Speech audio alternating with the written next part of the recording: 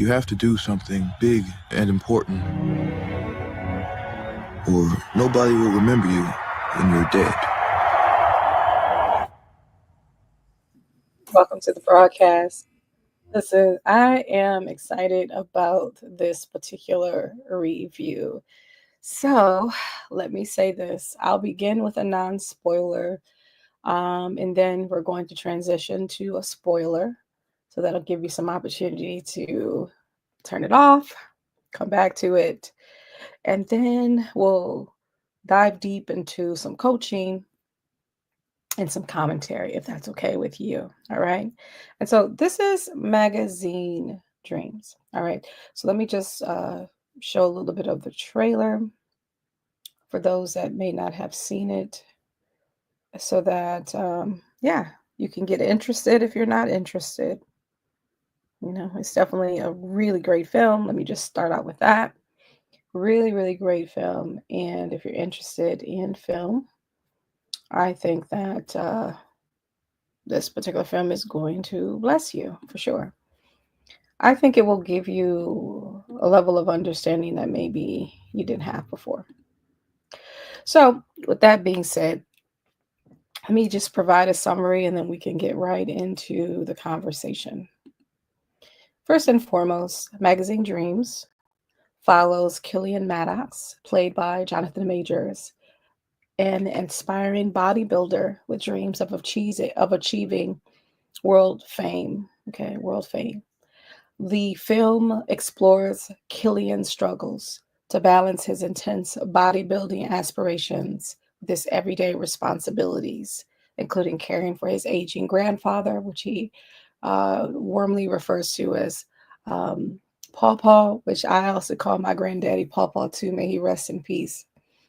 And working a mundane job at a grocery store. As Killian becomes increasingly fixated on fame or his pursuit fame through bodybuilding, his violent tendencies begin to surface.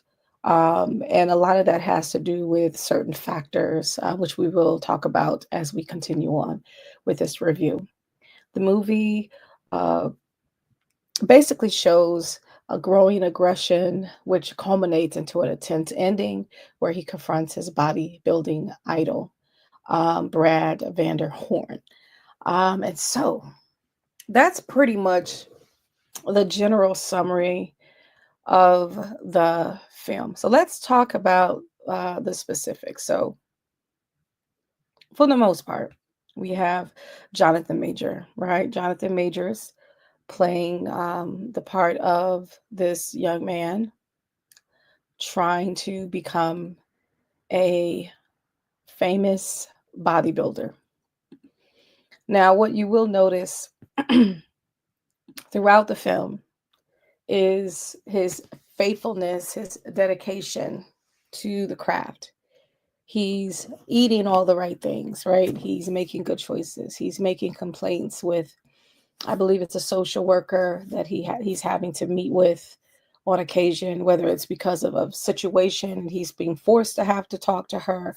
But I think that he has the social worker, and I think he meets on a regular basis, whether it's something about his grandfather or if it's something about him in particular, or maybe she counsels him as well, or maybe she's required to, or she's been mandated to counsel him. It really doesn't go into what exactly why, other than I believe it stems from his backstory, his early childhood, and what happened in his life, the trauma that he experienced. And so, Killian, if I was to describe him, again, very driven, very much committed to the craft of bodybuilding, a little bit unhinged. There were definitely moments where he was just absolutely out of control. And there's reasons for that, and we'll explore those reasons in just a few moments. That's where the coaching will lean in more on the coaching when we get to that part. But it's a phenomenal film. It really doesn't dive into the multifacets of the sport of bodybuilding. It really doesn't go into it other than the working out aspect, the competition aspect when it's time for competition and for him to show up and all the moves and things, but it doesn't really go into like the technicality of bodybuilding. It talks about like how many, like the food, it displays it. He doesn't really, I don't recall him specifically saying how much food he did eat in terms of calories.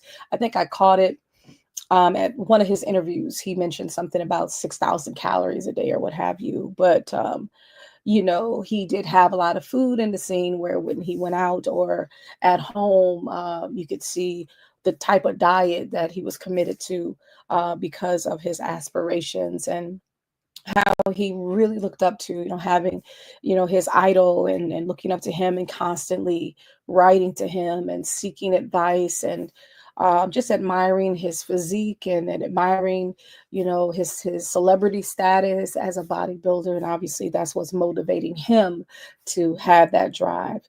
Now, it doesn't go into, I want to say, in depth his backstory, which I would have loved more of, to be honest with you, because I think that if we had more of the backstory, we'll understand him a lot better. But there are certain nuances about the character that you'll pick up right away, especially if you're in my field and in my lane, or if you're in education, if you're in counseling, if you're a psychologist, if you're, maybe a psychology major, a social worker. You'll be able to pick up that I believe that the character was on a spectrum. It wasn't just him being socially awkward and, just having a hard time making connections because he just didn't want to make connections. I really think that he didn't know how. He didn't have the capacity. I also believe that due to a flashback, because I'm sorry, a flashback concerning his childhood, there was a moment where he even overshared with someone that he was trying to date, that his parents had passed away. As a matter of fact, they were murdered. Spoiler, spoiler. And so he was given over to his grandfather, which now, as an adult, he is now he's now a caregiver of his grandfather because of, whatever medical issues that he's having. And so, but he was given over to his grandfather because he was fatherless and motherless because they were murdered. And I believe in the conversation while he was on this date, he overshared that his father is the one that took his mom out. And he also shared with the young lady he was trying to date that she reminded him, of his mother. And so, can you imagine oversharing to that magnitude, and then how the person may have felt to hear that horror story? I'm sure any reasonable person wouldn't want any parts of that in any way, form, or fashion. But that goes to show that obviously there's some developmental delay there. It goes to show he appears to be on a spectrum of some sorts, because most of us would know better, right? Not to share that information. That wasn't the appropriate place or time. And then also, it was just one date, first date. No rapport established, no relationship established. And so it was too much too soon. And yeah, but again, he didn't know any better.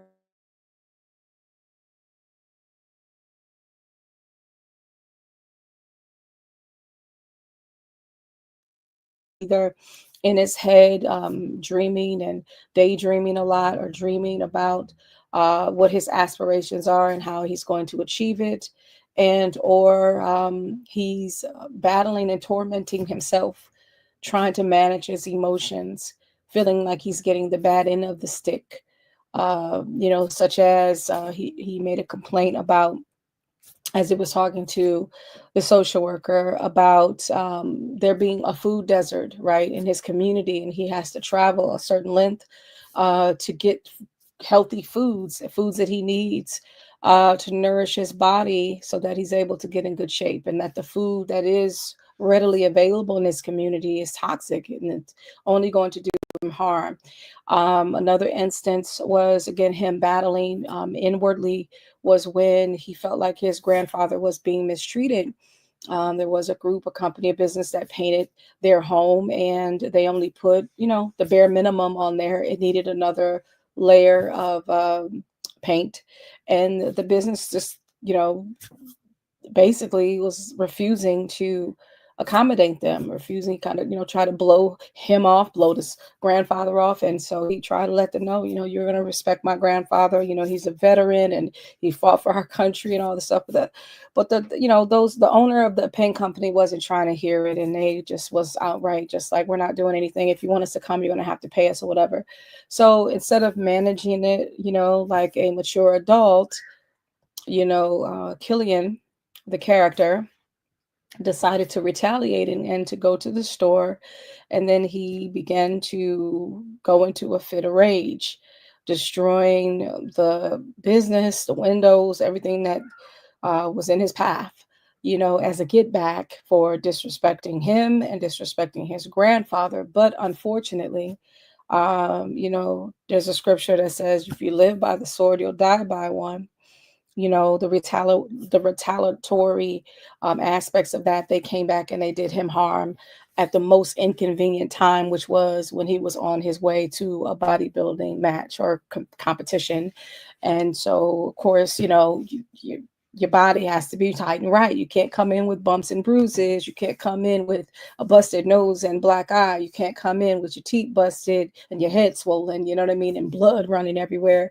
But guess what? That's exactly what he did, right? When he got assaulted, after being assaulted, he went and tried to put forth a performance and then collapsed. There were other moments where he would jump in his car and just, again, be simply out of control. That scene, just every car scene where he was out of control, he was either playing heavy metal, talking about rage music, rage motivation music. He was playing heavy metal, which again is going to take you to the degree of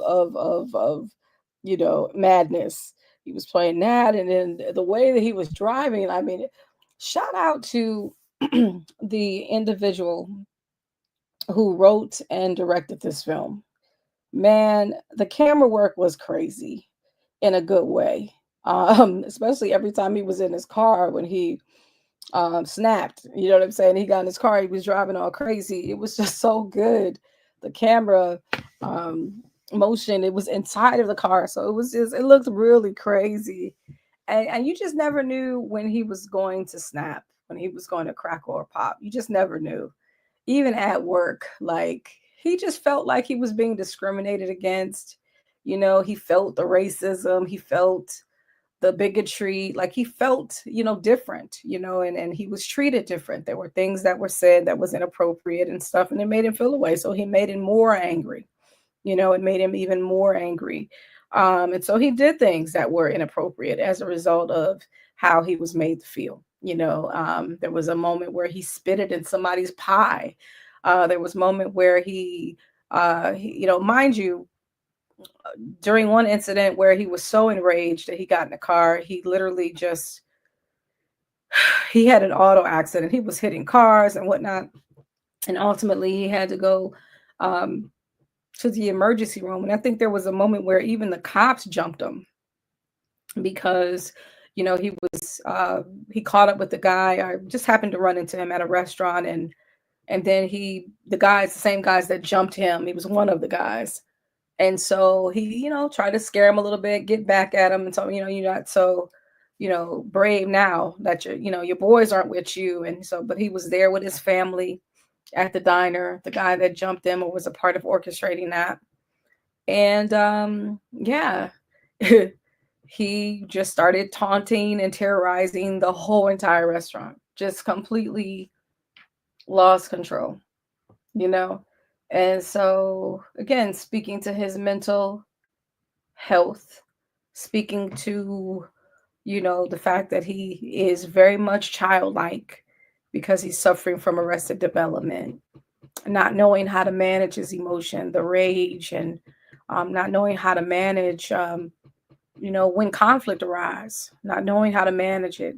There were moments where, he's talking himself. You would think he's trying to calm himself down, but he's going back and forth and he's whispering to himself, oh, gotta do it, gotta do it, gotta do it. It's like he had absolutely no constraint. And so you saw that you felt sorry for this character. Number one, Jonathan Majors acted his butt off. You felt extremely sorry for this character. And there were moments where you were afraid, didn't know exactly what he was going to do to himself or others. So it was definitely scary moments for sure, all throughout, and unsettling. You will be sitting and watching, and as he's kind of acting out this character and all of its range, it was so much range till it was ridiculous. It was just hard to watch at times because of the emotional ups and downs that this character was showing, and the range that Jonathan was showing with this character. There was so many times you could see that he was just so disconnected from society, just disconnected from a lot of things. I think in the beginning of the film, they had him like drinking milk and watching porn, and he was so disconnected as he was watching the porn, as if like it wasn't even anything for him other than entertainment. It was really strange and really weird. And then there were moments where, again, he will be obsessing about his idol, which happened to be, his name was Brad Vanderhorn, one of the top tier bodybuilders that he looked up to. And so he would obsess about him, and he would write him letters and never get a return, never get a return letter or a reply from him, never get a telephone, which most folks that sign up for a fan club, you don't hear directly from the people that you're following or the people that you look up to. You usually do not hear back from them, but the way that he was corresponding with him was, again, is, I need to talk to you, is so important, and please write back or reach out, and here's my number. And but one day it did happen, and we'll talk about that in just a moment. But I did find it interesting, and this is the coaching and counseling part, is when he did sit down to speak to the counselor, or the social worker, he really didn't go into, for whatever the reason, it doesn't really provide an explanation, but he never really went into how he was feeling. He put it up a front. He acted like everything was fine. He lied all throughout his sessions. Now, the social worker was not bamboozled, by the presentation. She knew that he was lying. She knew that he was putting on and just telling her, you know, he was telling her whatever he thought that she wanted to hear. But what was interesting is that he did make attempts to make connections, and she stressed that the importance of making, connections and being social and that sort of thing. But he failed at it. He just didn't have the tools to make the connections and to build a relationship, even to the point where he had to Google it. Like he literally had to Google, how do I make people like me? How do I, you know, uh, find a friend or be in a relationship? I forgot exactly the specifics, but along those lines, he literally was searching Google to get some answers so that maybe he can get an aid or some advice on how to go about making connections, because he simply just didn't have the skills to do it. And so it's just sad. I forgot what age he was in the film, and I forgot in terms of the date, or time period by which this was filmed. But I will say that there were moments where it appears to be up to date, and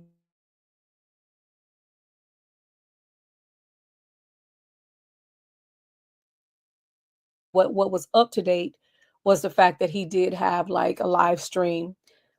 And I guess in that live stream, he would explain exactly, his process, and introduce himself. And there was a moment where during the process of his taping, he would collapse. You know, Another thing, and literally that taping, I think that particular live stream is like 3 hours, and on there he's like abusing himself. He's ranting, raving, he's making mistakes and having to do it over and over and over and over again. And people are watching and saying, of course, mean things in the comment sections, right? The chat was going off like, he didn't unalive himself by now. I don't understand why you haven't unalived himself yet. I mean, all kinds of cruel, cruel, cruel things. And that's definitely a reflection of today, how we just don't have any chill at all as a community. To say you wish that somebody would just eliminate themselves, delete themselves off the timeline is crazy work to me. How on earth can you frame your mouth to say something like that?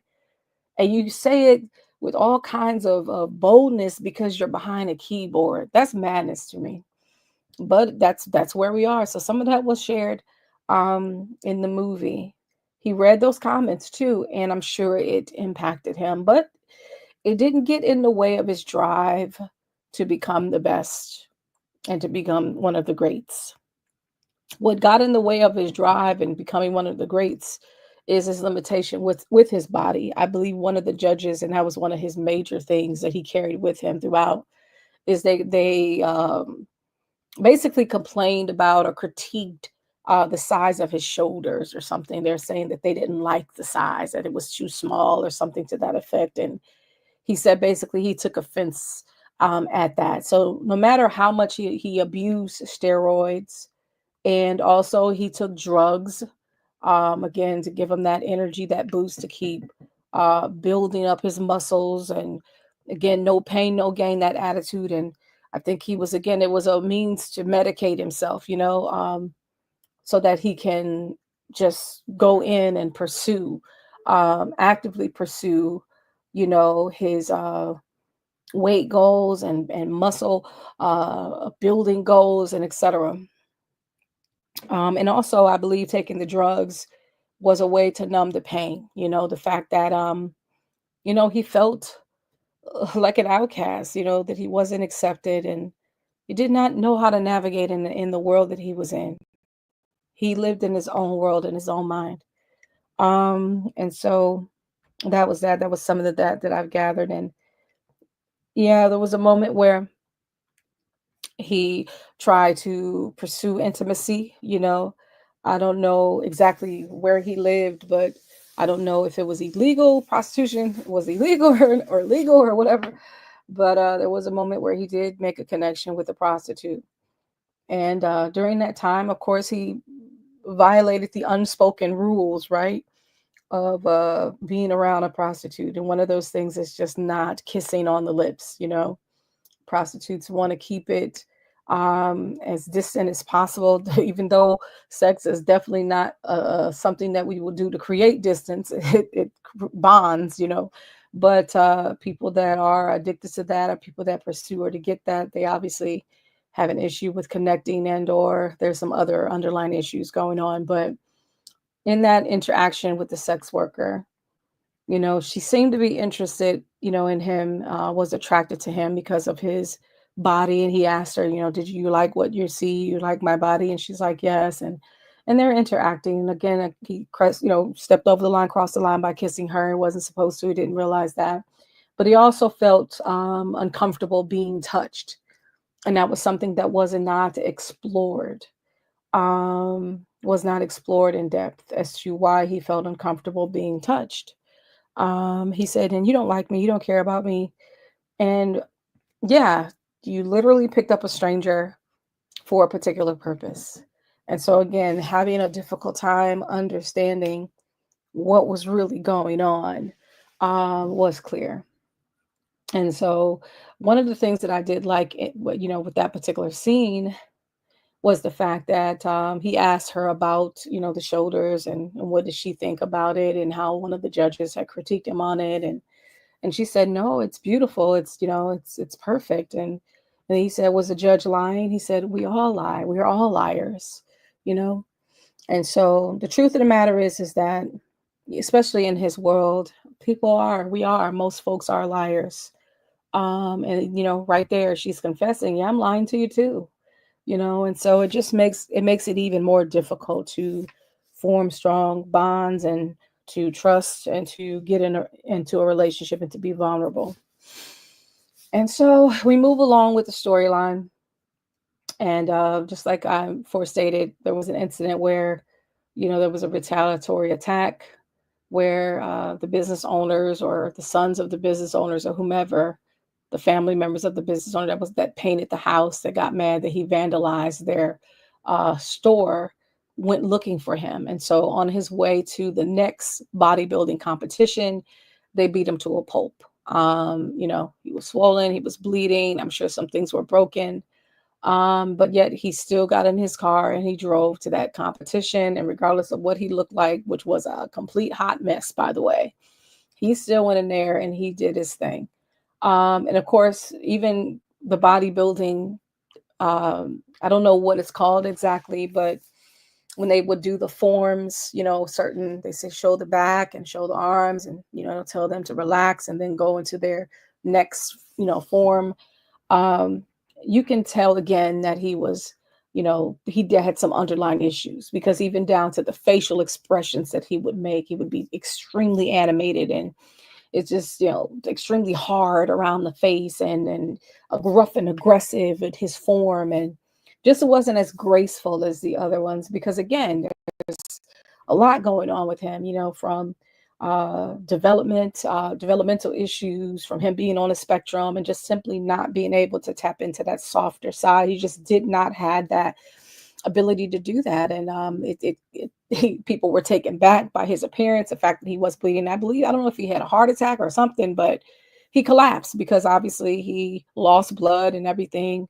And so he was taken to the hospital. Now, there was a scene where I believe when he got into the auto accident early on, he was taken to the hospital, and that's when they discovered not only the steroids and the drug use, but he had tumors in his body. And the doctors were like, no, we're going to cut it. We're going to take it out. It needs to be done right now. And he's like, no, I'm a bodybuilder. I can't have any scars.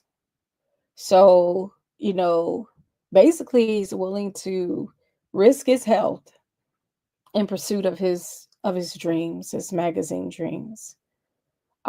Just heart-wrenching. Like the movie was heart-wrenching, but it was so good. His acting was so good. Like I said, it would have been wonderful for them to explore a little bit more of his past. There was a flashback where there was a scene with regards to his parents, and it almost appeared as if, and I could be wrong, please correct me for those that have seen the movie, it appears as if he had a hand in the murdering of his parents. It seemed as if he had a hand in it, or a hand in murdering his father or something. It just seemed like there was more to the story. It seemed like I would have to watch it again just to pay attention more to that part of it. But it seemed like to me, which I would have loved for them to explore that more, that he had some type of involvement as a child. And so of course that's sad and super, super, it's sad, period, that his parents, went out the way that they went out, especially if he had a hand. That just adds more insult to injury and makes his story even that much more troubling. And then there was a moment in the story where his idol, which was Brad Vanderhorn, who randomly reached out to him after all the time. I don't know how many years he's been writing letters and reaching out, but finally he decides to reach back out and call, and he picked up the phone and was so taken back that Brad wanted to meet him. And, and he's, you're my number one fan. He's like, yeah. So he went to meet him and to see him. And then after, his shoot or whatever, I think it was a photo shoot he was at in his town or what have you, he told him to, touch his, abs or what have you. And it then went from that scene to a bedroom scene. So it appeared as if the Brad character, that he took advantage of Killian's love and passion for the sport and for him as his idol, that he may have talked him into some compromising things. And they did not show the acts, they did not show the details of that, but you can tell after whatever transpired and the phone rang and the Brad character went to answer the phone, and it happened to be his wife on the other line, because he's telling her how much he loves her and this and that. And Jonathan's character, Killian, began to creep out of the trailer, and he spit like, out his mouth. So it appears as if maybe he was forced to do some type of fellatio or something. Not forced in the sense of, because I'm sure he can defend himself. I'm sure that if it was forced as in like made to, or essay or something to that nature, then he would defend himself. I'm almost confident of it. But being told to do something that you wouldn't ordinarily do to appease someone or to coerce one into doing something that they wouldn't ordinarily do, because in the movie he appeared to like women, right? And so it was just odd for that to transpire in that moment. But it seems as if, again, and I see the point that there are times when we can idolize people to the point where, they'll manipulate us. They'll try to convince us that, this thing, whatever it is that's benefiting them, is for the greater good if you do this. And if you are my number one fan, that you'll be willing to bring me pleasure. And not just like people in entertainment, but this can go in the religious sector. This can go in business. This can quid pro quo. You will do this if you want to climb the ladder, if you want the job, if you want the position. You'll do this if you really love me and you really cared. And it's like, no, it's a form of abuse, it's manipulation, and he was manipulated, by him. Again, not being fully developed, being on the spectrum, having mental health issues and things of that nature. He took advantage of him, and he knew that he wasn't wrapped right tight. He knew that. He took advantage of that, but Jonathan walked away, and of course, what happened? He got more into a rage. Um, every chance and moments where you tried rooting for him, something crazy would end up happening, and you're like, oh no, please don't stop. Oh my gosh, just very sad. I know that there are some people that talked about the fact that he was a black man and how they didn't feel comfortable seeing this from a black man. I would love for us to get to the point where we can allow art to be art, that it doesn't matter whether it's a black man acting out this um, behavior, or whether it's a white man, or if it's a yellow or whatever. It doesn't matter what color, ethnicity. People are people are people, you know. Coming from the field of education, working with special needs children, yeah, children on the spectrum can have behavior problems, right? They can act out, they can get into raging fits, they can become out of control and all the things. And it doesn't matter what color or how much melanin you have and how much you don't, like, aside from that. But I understand what they meant as far as culturally is concerned. It's like black people already have a negative, stereotype to overcome. And maybe for some people, this is just another excuse, even though this is totally made up. This is not from any true story or anything like that. People can walk away and think, oh, all people are like this. And they're crazy if they do. But let's be real. Let's be honest. People that are moviegoers, they are rational enough to understand that this is pretend. And, and if we look beyond the complexion and really get to the person of, who Killian is, I think that many people would be able to relate, or they may know someone. Maybe this is the extreme, but they may know someone like Killian Maddox. Um, let's see what else. It was up 2 hours about the film. Can you feel it when you watch it? There were parts, because again, it was uncomfortable to watch. So yes, you could feel that, but the acting was so exceptional that it made up for it. Jonathan was definitely in his element for sure.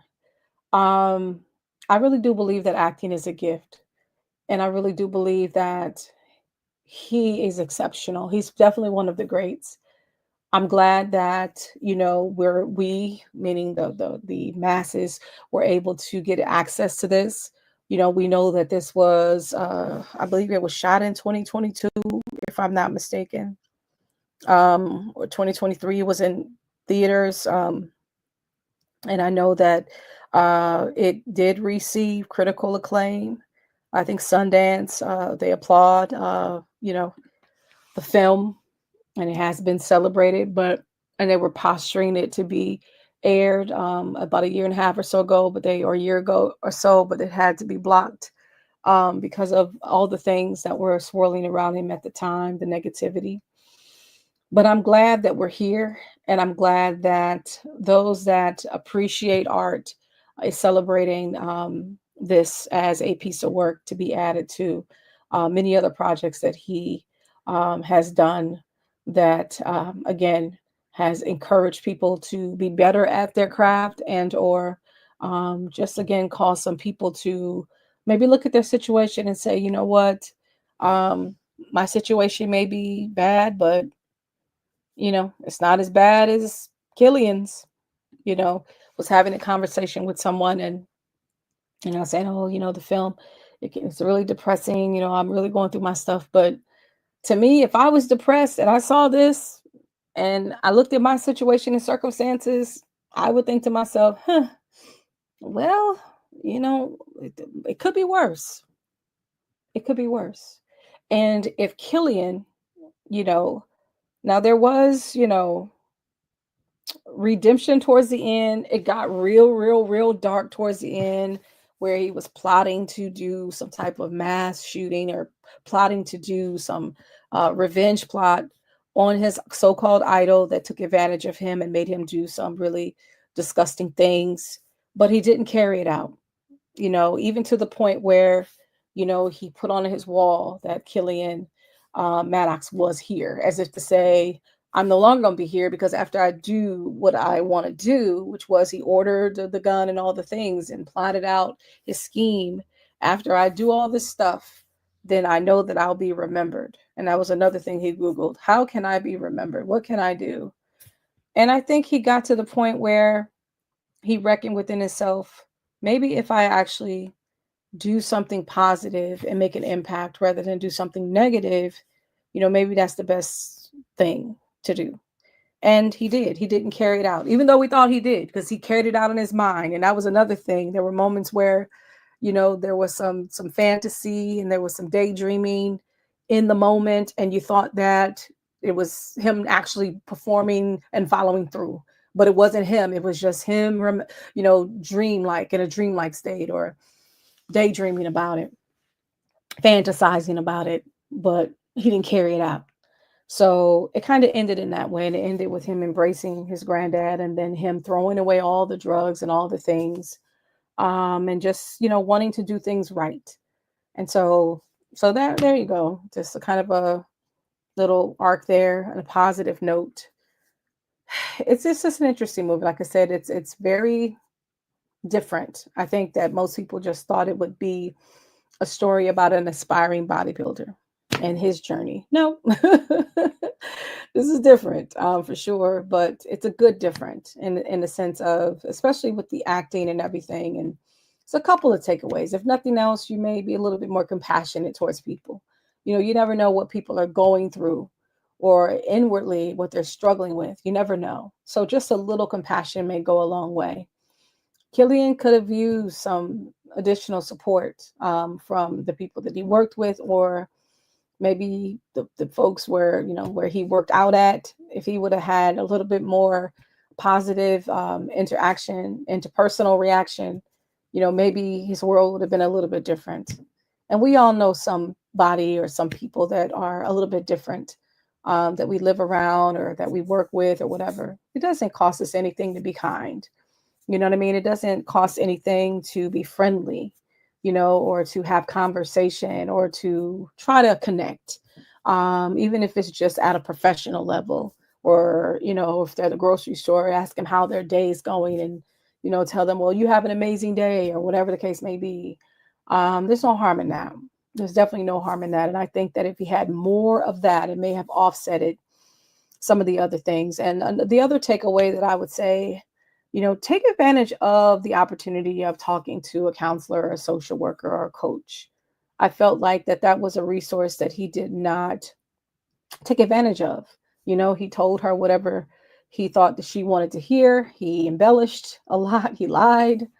And so therefore, even though she, disregarded a lot of what he said and still gave him some really sound advice, it would have been helpful if he was honest about, I tried, I'm really having a problem. Maybe she could have given him some tools that he did not have. So I think some of the takeaways is that sometimes you just have to be real and raw, in order to get the help that you need. If you put up a front, then people they're not gonna want to, go over and beyond. If they're not gonna make you, accept the help, they're not gonna force you, they're just gonna just kind of like, okay, well, you don't want the help, I'm not gonna. But I will say kudos to the social worker for her efforts, because he also thanked her as well, the fact that, she really did try to help him, and he made it difficult for her, but she did put forth the effort, which she didn't have to, she would have got paid regardless. But, so he also thanked her for that. So just really learning to be appreciative for how help shows up. Because I think sometimes we just have such a difficult time receiving the help. And so appreciate learning to appreciate and to accept the help that is being given to us and the people that are in our lives. And I want to say that he had a great relationship with his pawpaw, though. That was the one person that was on his side and in his corner that really, really loved him. I think that, again, having that bond with him and maybe spending more time with granddad, even though granddad might have been the only one person that was a true support, a true, companion for him, maybe doing things with more things with granddad and stuff like that. So again, there are times when people are right there, like right underneath our nose, and we often disregard them and just, we say there's nobody, and that's not necessarily true. Sometimes we got to tap into the sources that are around us and people that are more accessible to us and the closest to us, and embrace that help in whatever form that it comes in, and build on those relationships and get the skills that we can get from that interaction. And I know that sometimes the people that love us give us passes, and we oftentimes, we give each other passes if it's a loved one or a close relative or something like that. We overlook a lot of things because we understand, their why, right? We know the dark secrets, we know the trauma, and so we're constantly excusing him. But what I did like about his grandfather in particular is the fact that he did affirm him when he could and said that he's proud of him and things of that nature. So he did receive some affirmation. So I think that's why he came to himself, and eventually he came back to his pawpaw and he hugged him, sharing and expressing his appreciation for him, because he did have that when he had nothing else. And I think that there are times, again, when we're heavily pursuing after all of these things, but we're ignoring all the love that we have and all the, the folks that are in our lives. We just kind of like take them for granted. And so I just thought that was interesting. I'm trying to think, is there anything else? I'm glad that the film came out. I'm glad that I'm seeing a lot of positive feedback and a lot of positive reviews. I know that there are people that are just not going to get it. And it's just, it is what it is. But what can't be denied is the acting. What can't be denied is all of the efforts that Jonathan made to make this film great. The mere fact that he carried it himself, and not only did he carry it himself, look at the way by which he disciplined himself to get the kind of body that would be appropriate for a bodybuilder. Remember, he went from a boxer, being trained as a boxer, to shifting and now being trained to appear to look like oh my God, it just left my mind, but you know what I'm saying, to be trained to be a bodybuilder. That transition, you got to eat differently, you got to work out differently, and his body is like a well-oiled machine. Amazing. So the mere fact that he was able to transform himself, right, physically, and this character was created. So again, think about that part of it, all the nuances. I know that there were a few interviews that I watched of him, current ones, not the ones in prior to it coming out, like the earlier days. A few years ago, they did do some promo for this, but the ones that he did recently, leading up to the show, it was showed, and the box office release, and he was talking about some of the aspects of his training and his discipline. And it just slipped my mind what he said, but he said something that was extremely profound about the character. Oh, he said that there were moments where there were some ad libs And I think there was a moment where, because they were asking him about the connection between him and his character. And I think a lot of people that didn't see the film, especially about a year or so ago, felt like that because it was violent, that he was violent towards a white woman. There was no violence towards a white woman in the film. So just so that you know, for those that haven't seen it, oh, I'm not going to see it because no, there was no violence against, or towards a white woman at all, or any women in the film. The violence that happened, and it was him being aggressive towards things, and then also there was him being aggressive towards the other aggressors, right? Like the store owners, sons, and then also, obviously the police were aggressive towards him, so he wasn't like picking it, but he kind of asked for that a little bit. But I never want to justify police brutality, because of course I believe the police crossed the line. But there was definitely some methods to the madness. Like, yes, he went to the extreme. He definitely went to 0 to 60, 1000%, went to 0 to 60 real quick. But there was a method. There was a method with the madness. I did like the sound choices. I didn't expect for heavy metal in his car while he was raging. But I didn't also expect the opera, sounds and tones and classical music being played while they're going through their different forms and transitions. Yeah, it's definitely an art form. I've never really looked into bodybuilding per se, but looking at them and just their physical, amazing specimens. You know what I mean? They're amazing. Their bodies are amazing.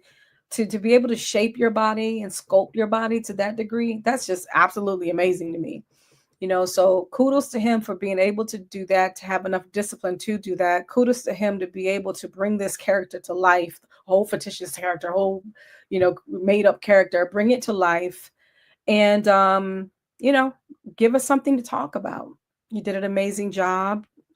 Um, could have been better in certain areas. Like I said, some of the past could have came out a little. Some people like, no, everybody has their opinion, and I'm giving you mine. So this is my commentary.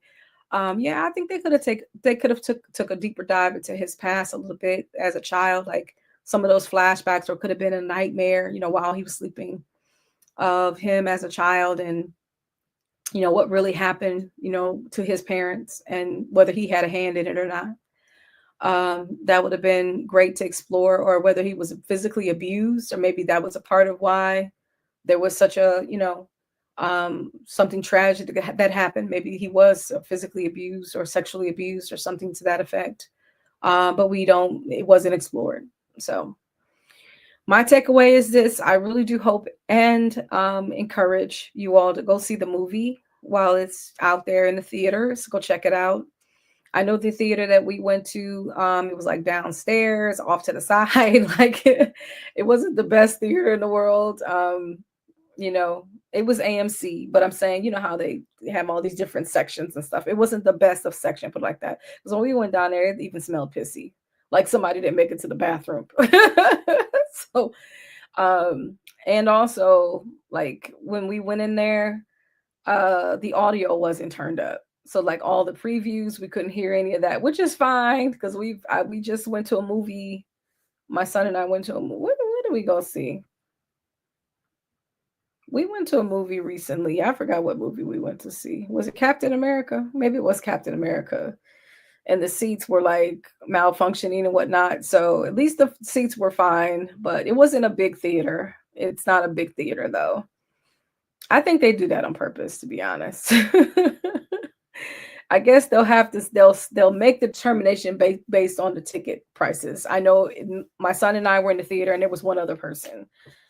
We went on Friday afternoon, so we came early while people were at work and stuff, or at school. So I guess that's to be expected. So yes, it wasn't a large crowd, but maybe later on that evening they had a large crowd. And then after the buzz, because see, people, they watch these reviews and stuff, and they hear all the great things that are being discussed, and it motivates them to go see films. That's why it's great to have commentators and people that do movie reviews, for you to do what you do. Because let's be honest, I know for me, there are some films that I would not have seen if it hadn't been for someone doing a movie review. So shout out to all the movie reviewers out there. I don't do that on a regular, but if something touches me or if I feel moved, I want to join in the conversation too. I want to join in the fun and talk about my experience and encourage people to go watch it for sure. So I'm glad that I went to go see it. I totally give it a thumbs up. People gave it ratings, whether it's 1 out of 10, 10 being the best ever to do it, 1 being obviously the opposite, the worst. I would give it about a 9. I would give it about a 9. Like I said, my only criticism is I wish they would have taken a deeper dive or just like a few more flashbacks to the past and to give us some context as to why he is who he is and some of the trauma that he experienced. It would have been wonderful because yeah, there's a lot. There's a lot. The whole film was a lot. So just to have that missing piece, I think would have made it exceptional. And so that's pretty much my take. Thank you so much for tuning in. I appreciate you. Beautifully filmed. Beautifully. I mean, the camera work was crazy. Shout out to, again, the writer and director. I believe that Jonathan did also executive produce this as well. And he said this is his first time doing it. So with his hands on it as well, it just made it even more exceptional. So don't forget to like this video, subscribe to the channel. I appreciate you. Make a comment. Did you see it? Did you like it? Do you agree with the commentary? Let me know and share if you feel inclined. All right. Thank you again for tuning in. I appreciate you and you have an amazing weekend. Until next time. Bye.